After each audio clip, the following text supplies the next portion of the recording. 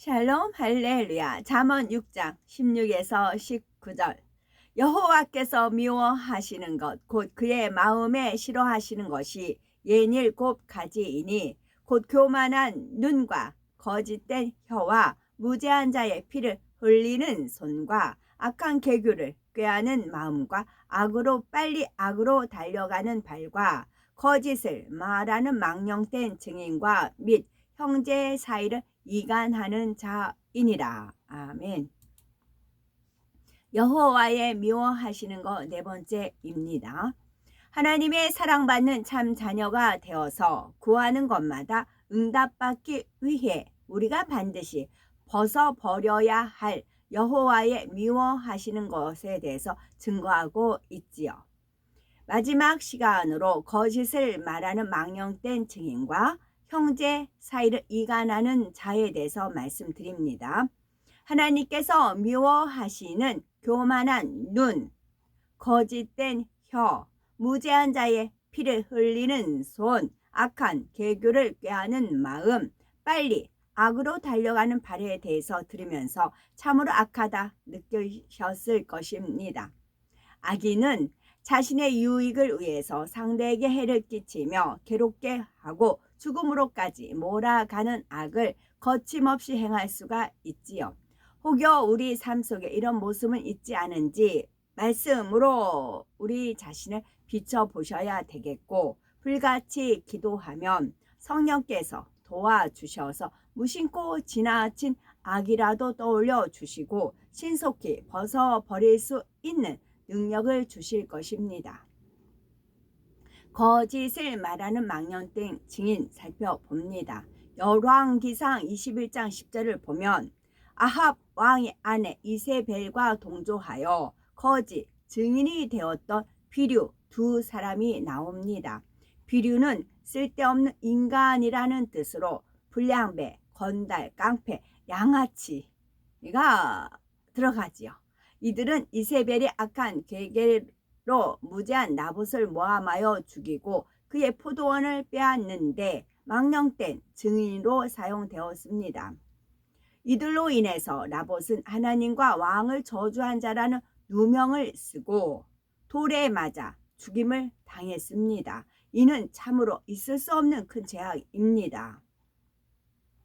그들은 악에 동조하였으므로 이 일을 주도한 이세벨과 다름없이 죄가 큰 것입니다. 거짓 증인이 되어서 자신의 영혼을 파는 것과 같기 때문이지요. 출애굽기 23장 1절은 너는 허망한 풍설을 전파하지 말며 악인과 연합하여 무함하는 증인이 되지 말며 말씀하셨습니다. 무함이란 없는 일을 꾸며 남을 함정에 몰아넣는 것을 말하지요.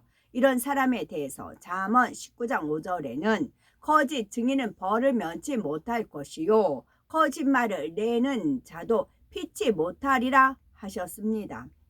사무엘상 21장 22장을 보면 옳고 바른 말을 하는 선인 증인과 악하고 망령된 증인을 볼 수가 있습니다.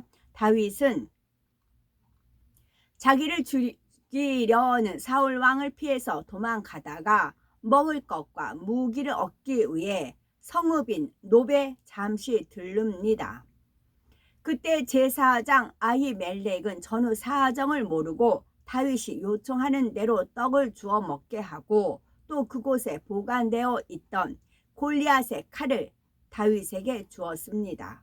그 후 사울 왕은 다윗이 400명 가량의 사람과 함께 유다 땅에 나타났다는 소식을 듣고는 신하들에게 왜 다윗에 대해서 고발하는 자가 없었느냐고 노발대발합니다.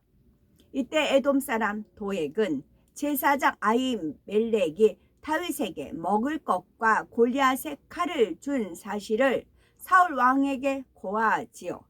도액이 아무리 사실을 말했다 할지라도 상대를 해코자 하는 마음으로 고한 것이므로 이는 고자질입니다. 이에 사울 왕은 노베에 있는 모든 제사장을 소환합니다. 그 앞에 나온 아히멜렉은 왕의 모든 신하 중에 다윗같이 충실한 자가 누구인지요? 그는 왕의 사위도 되고 왕의 모신도 되고 왕실에서 존귀한 자가 아니니까 왕의 종은 이 모든 일에 대소간에 아는 것이 없나이다 라고 떳떳하게 다윗에 대해서 증거합니다.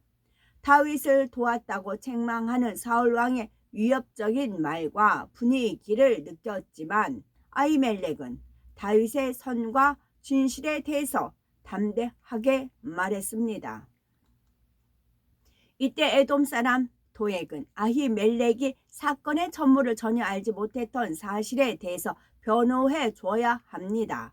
그런데 아히멜렉이 누명을 쓰고 죽을 줄 알면서도 입을 함봉하고 있습니다. 이처럼 악한 도액으로 인해서 제사장들과 백성들이 이 결과 죽임을 당했습니다.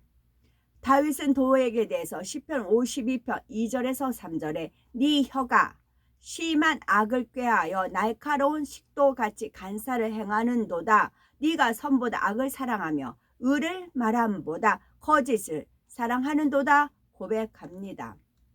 우리는 도액과 아히멜렉을 비교해 봄으로써 악한 증인과 선한 증인의 차이점을 충분히 분별할 수 있어야 하겠습니다. 그렇다면 우리의 삶에 어떻게 적용해 볼 수가 있을까요? 예를 들어서 질서를 따른다고 하나 상대의 비진리나 제약을 알면서도 자신에게 불이익이 될까 정직히 보고하지 않는 경우가 있습니다. 또한 선과 진실된 말로 상대의 오해를 풀어줄 수 있는데도 눈치를 보면서 말하지 않는 것도 거짓된 증인이요 망령된 증인이 될 수가 있습니다.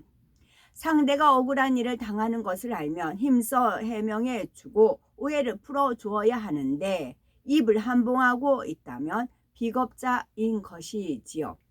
자신의 유익을 위해 배신하고 거짓말로 악을 행하는 망령된 증인이 되어서는 결코 아니 되겠습니다. 내 말이나 행동이 악에 동조하며 함께하고 있다면 이것 또한 악한 증인이요 망령된 증인이 된다는 것을 알아 하나님이 싫어하고 미워하시는 모든 악은 모양도 없어야 할 것입니다. 형제 사이를 이간하는 자 살펴봅니다. 이간이라는 것은 그 사이를 헐뜯어 서로 멀어지게 만드는 것을 의미합니다. 형제 사이의 시기 질투로 인해서 이간하여 무서운 결과를 초래한 야곱의 아들들에 대해서 살펴보겠습니다. 야곱의 아들은 12명이었는데 그중 요셉은 11번째 아들로 아버지 야곱에게 큰 사랑을 받았습니다. 형들보다 좋은 옷을 입고 특별한 대우를 받았지요. 이런 동생을 시기했던 형들은 요셉을 없애기 위해 악한 계략을 꾸밉니다. 처음에는 죽여서 구덩이에 던져버리려고 했지만 맏형 루벤의 권유로 죽음을 면할 수가 있었지요. 하지만 이스마엘 상인에게 종으로 팔리고 말지요. 형들은 요셉의 옷에 숫 염소의 피를 적셔서 아버지 야곱에게 보이며 요셉이 짐승에게 잡혀 먹혔다고 거짓말을 합니다. 야곱은 가장 사랑하던 아들이 죽었기에 오랫동안 요셉을 위해 애통하였습니다. 심은 대로 거두잖아요.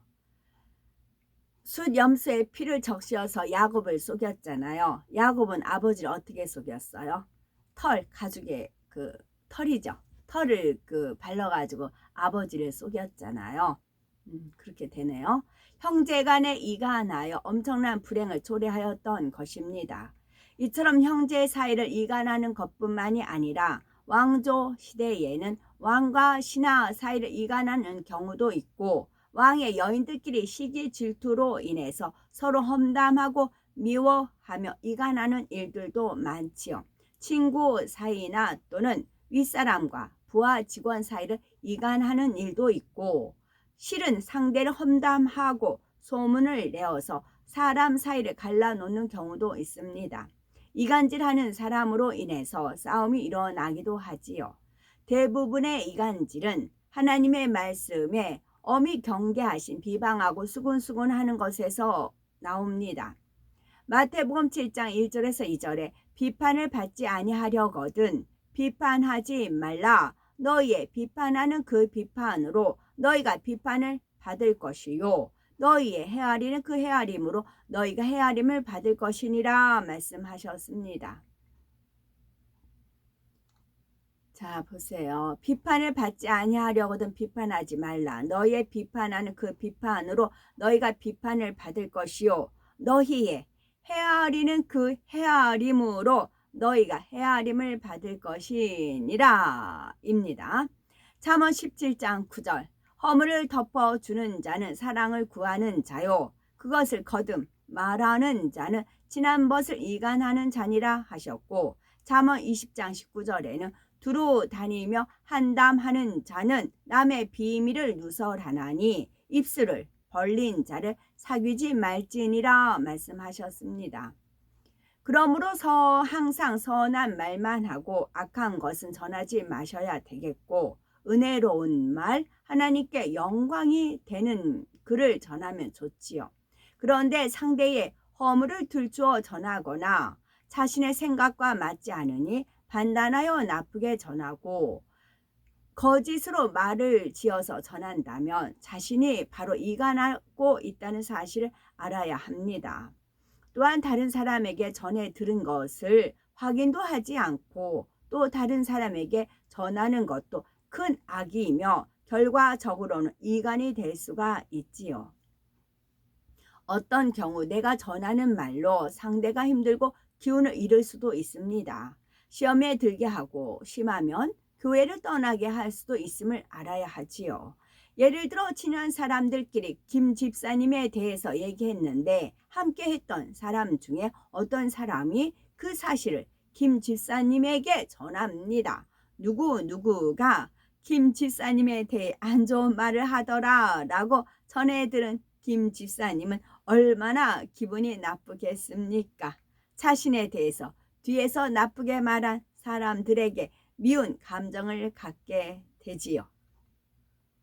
또 어떤 경우는 교회 안에서 일꾼들 사이에 의견이나 생각이 다를 수가 있습니다. 그런데 나의 생각과 다른 사람을 틀린 사람, 잘못된 사람으로 몰아 말한다면 이는 명백한 험담이며 이간하는 것이지요.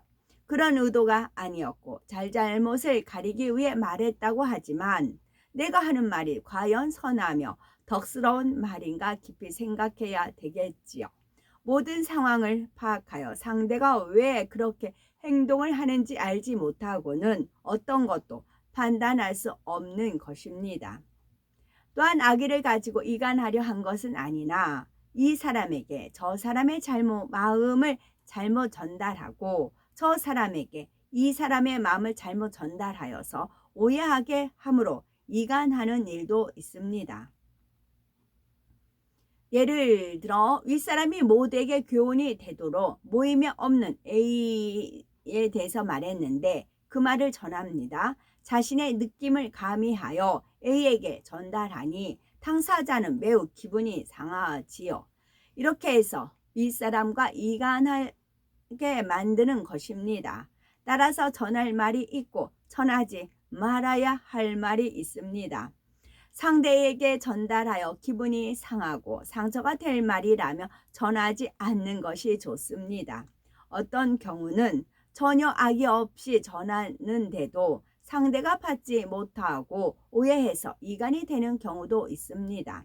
야고보서 3장 6절에서 8절에 혀는 곧 불이요 불의의 세계라.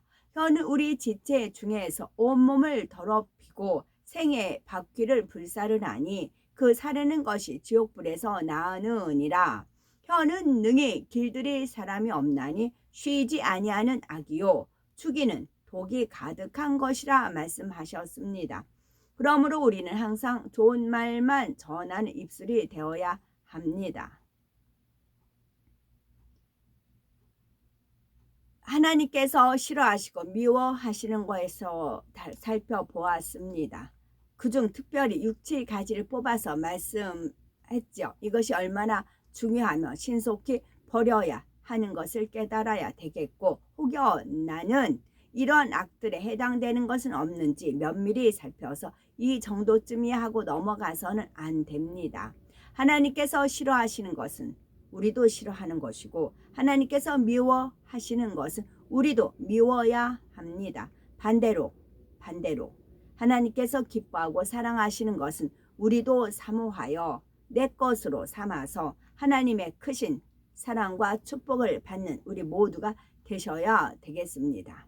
아멘.